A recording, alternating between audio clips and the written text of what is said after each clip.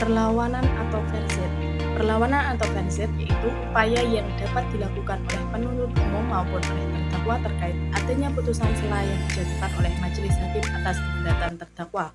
Perlawanan ini diajukan oleh terdakwa dan terbagi atas dua macam, yaitu 1.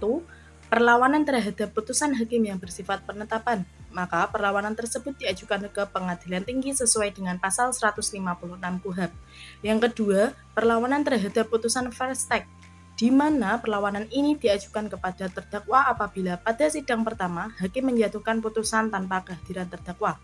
Perlawanan ini diajukan terdakwa ke pengadilan negeri yang mengadili perkara tersebut sesuai dengan pasal 214 KUHP. Perlawanan diajukan dan diperiksa oleh pengadilan tinggi melalui kepaniteraan pengadilan negeri yang bersangkutan.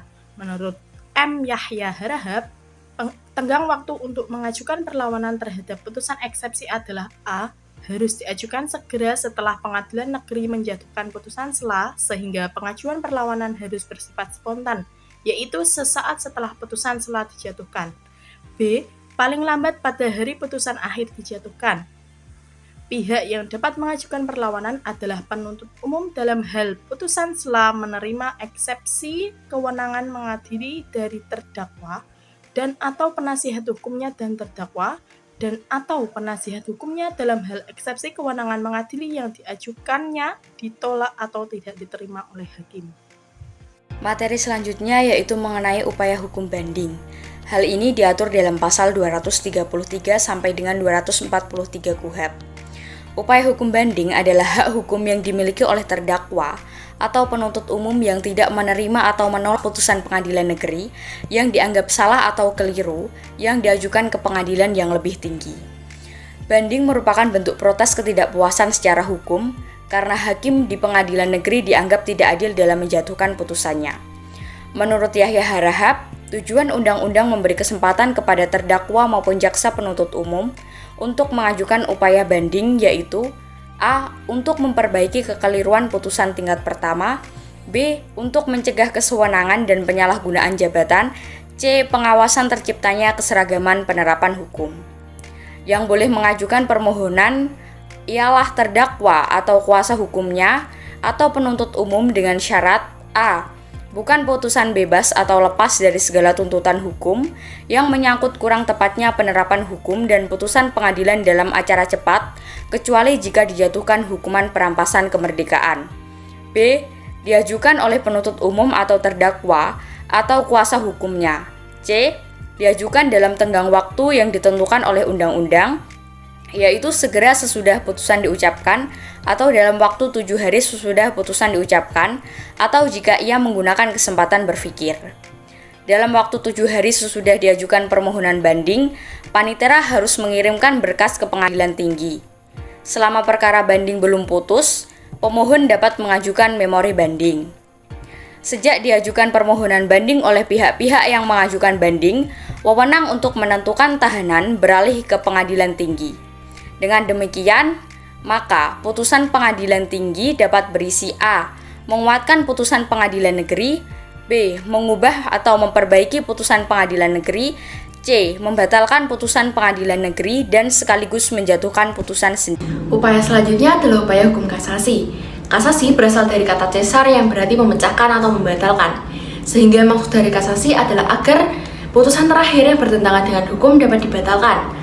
Permohonan kasasi ini menjadi tugas dan wewenang Mahkamah Agung yang pengaturannya ada dalam KUHP dan Undang-Undang Nomor 3 Tahun 2009. MA dalam tingkat kasasi membatalkan putusan pengadilan dapat karena pengadilan tidak berwenang atau melampaui batas wewenang, salah menetapkan atau melanggar hukum yang berlaku, bahkan lalai memenuhi syarat yang diwajibkan perundang-undangan. Dalam mengajukan kasasi ini ada beberapa syarat, yaitu permohonan kasasi hanya dapat dilakukan 1 kali dan harus disampaikan maksimal 14 hari sejak putusan diberitahukan. Pemohon juga wajib mengajukan memori kasasi dan perkara yang diajukan bukanlah perkara yang dikecualikan. Lalu bagaimana sih alur pengajuan permohonan kasasi? Permohonan diajukan oleh pemohon pada PN yang memutus perkara maksimal 14 hari setelah putusan pengadilan diberitahukan.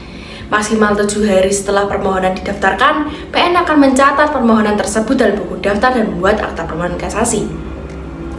Dalam tenggat waktu 14 hari setelah permohonan kasasi dicatat, PN akan memberitahukan kepada pihak lawan dan pemohon kasasi wajib membuat memori kasasi yang berisi alasan permohonan. PN kemudian akan menyampaikan salinan memori kasasi tersebut kepada pihak lawan maksimal 30 hari dan pihak lawan berhak mengajukan kontra memori kasasi. Setelah menerima memori dan kontra memori kasasi, dalam jangka waktu 30 hari, PN harus mengirim semua berkas tersebut kepada Mahkamah Agung yang akan ditindaklanjuti oleh Mahkamah Agung. Selanjutnya, materi kedua yaitu upaya hukum luar biasa. Yang pertama yaitu kasasi demi kepentingan hukum, yaitu dalam pasal 259 sampai 269 KUHP. Diajukan oleh Jaksa Agung terhadap semua putusan pengadilan yang berkekuatan hukum tetap. Putusan Mahkamah Agung tidak dapat dimintakan pemeriksaan kasasi demi kepentingan hukum supaya hukum diterapkan secara benar sehingga ada kesatuan dalam peradilan. Karena untuk kepentingan hukum, maka tidak boleh merugikan pihak yang berkepentingan. Selanjutnya yaitu alur permohonan. Permohonan disampaikan kepada Mahkamah Agung melalui pengadilan negeri yang dahulu memutus dan selanjutnya oleh Ketua Pengadilan Negeri yang bersangkutan segera meneruskan permintaan itu kepada Mahkamah Agung.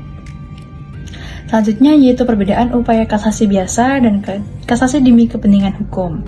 Diajukan terhadap kasasi biasa, putusan pengadilan yang belum memperoleh kekuatan hukum tetap, kasasi demi kepentingannya sudah memperoleh kekuatan hukum tetap. Yang berhak mengajukan untuk kasasi biasa yaitu terdakwa atau penuntut umum, untuk kasasi demi kepentingan hukumnya yaitu Jaksa Agung.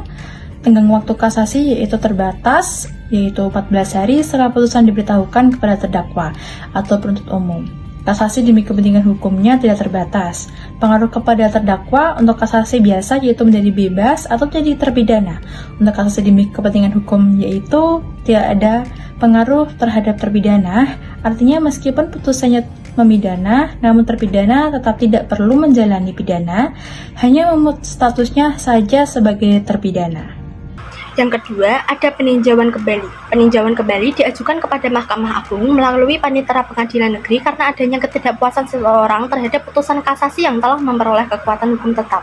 Peninjauan kembali hanya dapat diajukan satu kali. Prosedur pengajuan permohonan peninjauan kembali dapat dilakukan secara lisan maupun secara tertulis. Permohonan peninjauan kembali tidak menangguhkan atau menghentikan pelaksanaan putusan pengadilan. Mahkamah Agung memutus permohonan peninjauan kembali pada tingkat pertama dan tingkat terakhir. Permohonan peninjauan kembali dapat dilakukan apabila dalam suatu putusan mengenai perkara yang bersangkutan ditemukan hal-hal sebagai berikut. 1. Adanya suatu kebohongan tipu muslihat atau bukti-bukti palsu. Yang kedua, adanya surat-surat bukti yang bersifat menentukan dan dikemukakan ketika proses persidangan berlangsung, yang dimana disebut dengan istilah novum. Yang ketiga, adanya kenyataan bahwa putusan hakim mengabulkan suatu hal yang tidak dituntut atau lebih dari yang dituntut. Yang keempat, adanya bagian mengenai suatu tuntutan dalam gugatan yang belum diputus tanpa ada pertimbangan sebab-sebabnya. Yang kelima, adanya putusan yang saling bertentangan meskipun para pihaknya sama mengenai dasar-dasar atau soal yang sama atau sama tingkatannya. Yang terakhir, adanya kenyataan bahwa putusan itu mengandung suatu kekhilafan atau kekeliruan yang nyata sehingga merugikan pihak yang bersangkutan.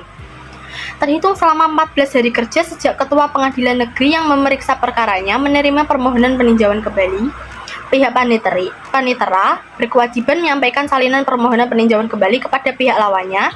Pihak lawan yang akan mengajukan jawaban atau permohonan peninjauan kembali hendaknya diajukan dalam tempo selama 30 hari.